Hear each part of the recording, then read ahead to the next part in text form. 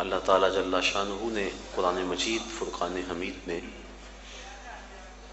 ارشاد فرمایا کہ لوگوں پر اللہ کے لیے بیت اللہ کا حج لازم ہے جو کوئی راستے کی استطاعت رکھے۔ حج لغت میں قصد کو کہتے ہیں، اصطلاح شریعت میں مخصوص ارکان کی ادائیگی کے لیے حرمین کے سفر کی جو نیت کی جاتی ہے اور وہاں حاضری کے لیے بندہ پہنچتا ہے اس کو حج کہتے ہیں۔ حضور نبی رحمت شفیع معظم رسول محتشم صلی اللہ علیہ وآلہ وسلم نے ارشاد فرمایا، جب انسان حج کرتا ہے تو وہ ایسے گناہوں سے پاک ہو جاتا ہے جس طرح ابھی ماں کے پیٹ سے اس نے جنم لیا ہو۔ ماں قبل کے تمام گناہوں کا حج کفارہ ہے، اور اگر کوئی استطاعت رکھنے کے باوجود حج نہیں کرتا تو حدیث میں سخت وعیدیں موجود ہیں۔ حضور کے ایک فرمان کے مطابق جو شخص استطاعت رکھنے کے باوجود حج نہیں کرتا، فرمایا وہ یہودی مرے یا عیسائی مرے، ہمیں اس سے کوئی غرض نہیں ہے۔ اور ایک حدیث کے لفظ ہیں کہ حج میری امت کے ضعیف لوگوں کا جہاد ہے۔ حج کی فضیلت کے عنوان سے کتب حدیث کے اندر بہت کچھ موجود ہے۔ صاحب استطاعت پر زندگی میں ایک مرتبہ حج کرنا فرض ہے۔ 5 سال کے بعد جو حج کی تاکید کتب احادیث میں موجود ہے تو علماء نے اس کو استحباب پر محمول کیا ہے کہ جو غنی ہے صاحب استطاعت ہے اس کو چاہیے کہ 5 سال کے بعد وہ حج کرے، لیکن فرض زندگی میں صرف ایک مرتبہ ہے۔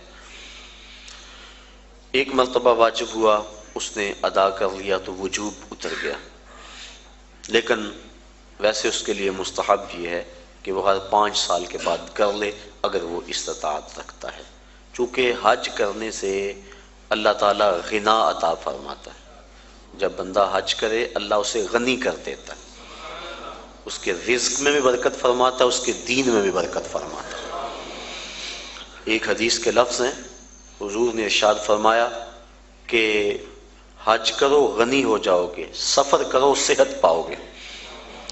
تو حج سے غنا ملتا ہے اور سفر سے صحت ملتی ہے۔ زندگی میں ایک مرتبہ حج کی فرضیت پر دلیل وہ معروف روایت ہے جو آپ نے متعدد مرتبہ علماء سے سماعت کی ہوئی ہوگی کہ حضور نے ارشاد فرمایا لوگوں حج کے لیے آیا کرو۔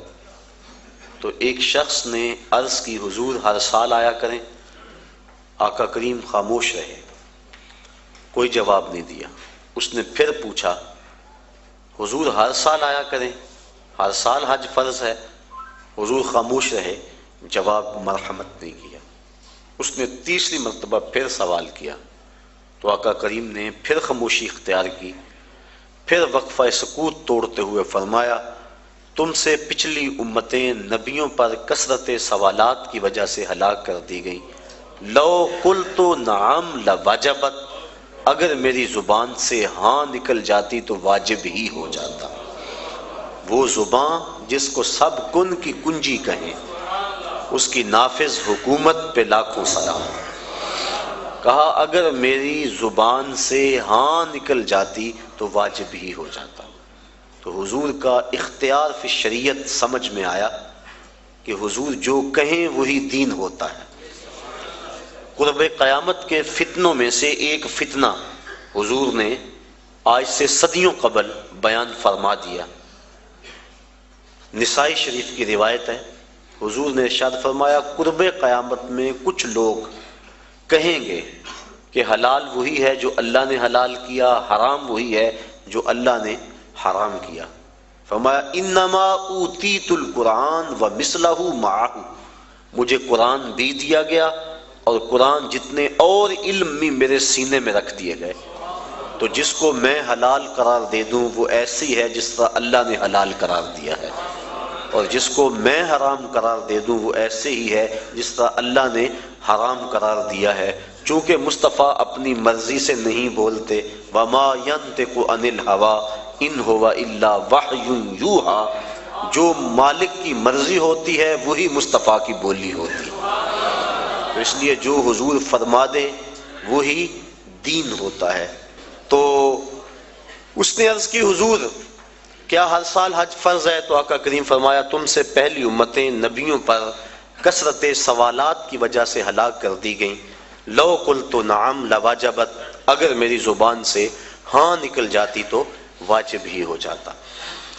تو زندگی میں ایک مرتبہ حج فرض ہے۔ حضور نے حج کی فضیلت کے بارے میں بہت کچھ ارشاد فرمایا، اور ایک روایت کے لفظ ہیں کہ ایک حج ایسا ہے جس سے 3 آدمیوں کی مغفرت ہو جاتی ہے، اور وہ حج بدل ہے۔ کوئی اپنے والدین کی طرف سے، اپنے کسی عزیز کی طرف سے کسی کو حج کروائے تو ایک جس نے حج کیا اس کی بخشش ہو گئی، ایک جس نے حج کروایا اس کی بخشش ہو گئی، ایک جس کی طرف سے حج کیا گیا اس کی بخشش ہو گئی۔ تو یہ حج ایسا ہے، ایک حج سے 3 آدمیوں کی مغفرت فرما دی جاتی ہے۔ حج کا مقصد کیا ہے؟ حج کیوں کیا جاتا ہے؟ اس پر کچھ باتیں میں آج کی اس نشست میں آپ کے گوش گزار کرنا چاہوں گا۔ حج کا بنیادی مقصد اور ہر نیک عمل کا بنیادی مقصد رضائے الہی کا حصول ہے۔ انسان جو بھی نیک عمل کرتا ہے، ہر نیک عمل کا مقصد اللہ کی رضا کو حاصل کرنا ہے۔ قرآن مجید میں ارشاد فرمایا گیا کہ تمہاری قربانی کا گوشت اور خون اللہ کو نہیں پہنچتا، بلکہ تمہارے دل کا وہ تقوی اللہ کو پہنچتا ہے جس کے لیے تم نے قربانی کی ہے۔ گوشت خود کھا لیتے ہو، خون گلیوں میں بہہ جاتا ہے، کھالیں مدارس میں چلی جاتی ہیں، مختلف تنظیمات لے جاتی ہیں، تو اللہ کو کیا پہنچا؟ تو کہا تمہارے دل کا وہ تقوی ہے، جو خلوص اور للہیت ہے، اللہ کی رضا جوئی کا جو جذبہ ہے، وہ جذبہ اللہ کو پہنچتا ہے۔ تو ہر نیک عمل کی بنیاد اللہ کی رضا ہے، اور اگر اللہ کی رضا کے لیے کوئی عمل نہ کیا گیا تو وہ عمل نہیں ہے، نیک عمل نہیں ہے۔ اور صرف ریاکاری کو شرک اصغر کہا گیا ہے، ورنہ انسان جو نیکیاں کرتا ہے، اچھے کام کرتا ہے، کسی کو شرک نہیں کہا گیا، ریاکاری کو شرک اصغر کہا گیا ہے۔ جب اللہ کے علاوہ بندہ کسی اور کے لیے نیک عمل کرتا ہے تو وہ نیک عمل نہیں ہوتے، اس کو شرک اصغر کہا گیا۔ اور قیامت کے دن اللہ تعالیٰ جل شانہ ارشاد فرمائے گا کہ جن کے لیے تم نے یہ عمل کیے تھے ان سے اس کا اجر لے لو، میرے لیے تو تم نے کیے نہیں تھے، جن کے لیے کیے تھے ان سے ان کا اجر لو۔ تو اب کوئی وہاں اجر دینے کی صلاحیت بلا کیسے رکھتا ہوگا؟ تو جب بھی انسان نیک عمل کرے تو بنیادی فلسفہ یہ ہونا چاہیے کہ میں اللہ کی رضا کے لیے کر رہا ہوں۔ اور انما الاعمال بالنیات، یہاں بھی یہی مراد ہے کہ اعمال کا دار و مدار حسن نیت پر ہے، خلوص پر ہے۔ تو حج کا بھی باقی اعمال کی طرح پہلا بنیادی مقصد اللہ کی رضا کو حاصل کرنا ہے۔ حج کا دوسرا مقصد، حج مسلمانوں کا عالمی اجتماع ہے۔ اسلام نے ایک نظام دیا، محلے کی سطح پہ مسلمانوں کا اجتماع نماز با جماعت ہے، علاقے کی سطح پہ مسلمانوں کا اجتماع جمعۃ المبارک ہے، شہر کی سطح پر مسلمانوں کا اجتماع عیدین ہے، اور عالمی اجتماع حج ہے۔ یہ ترتیب ہے اسلامی نظم کی اور اسلامی اجتماعیت کی۔ حج مسلمانوں کا عالمی اجتماع ہے، اور عرفات کی حاضری حج کے بنیادی اراکین میں سے ایک رکن ہے کہ چاہے چند لمحوں کے لیے عرفات میں آپ جائیں تو پھر حج ہوگا، اگر عرفات کی حاضری نہ ہو سکی تو حج ادا نہیں ہوگا۔ تو عرفات کے اندر یوم حج کو خطبہ دیا جاتا ہے جس کا سننا مسنون ہے۔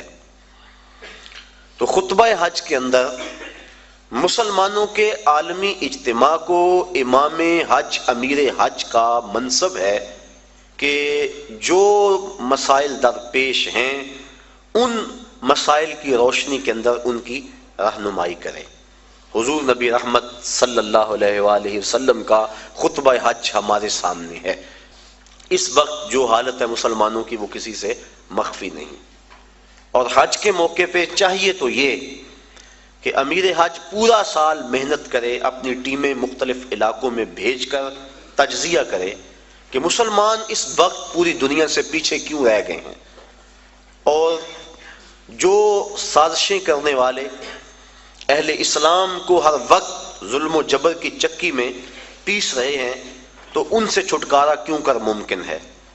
تو وہ پوری دنیا کے آئے ہوئے نمائندوں کو پورے سال کا لائحہ عمل دے کہ تم نے اپنے اپنے علاقوں میں جا کے یہ کرنا ہے اور اس پیغام کو آگے لوگوں تک پہنچانا ہے۔